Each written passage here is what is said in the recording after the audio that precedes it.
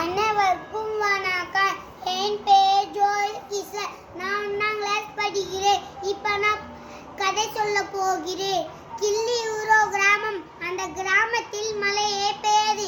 வருஷத்துக்கு ஒரு முறைதான் மழை பெய்யும். அதனால் செடி கொடி இல்லாமல் வறண்டு காணப்படும். அந்த ஊரில் வினோத் என்ற சிறுவன் இருந்தான். அந்த சிறுவனுக்கு மரங்கள் மிகவும் பிடிக்கும்.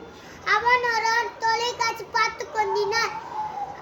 அதில் மழைநீர் சேமிப்பு கிணறு தொட்டி பற்றி சொன்னார்கள்.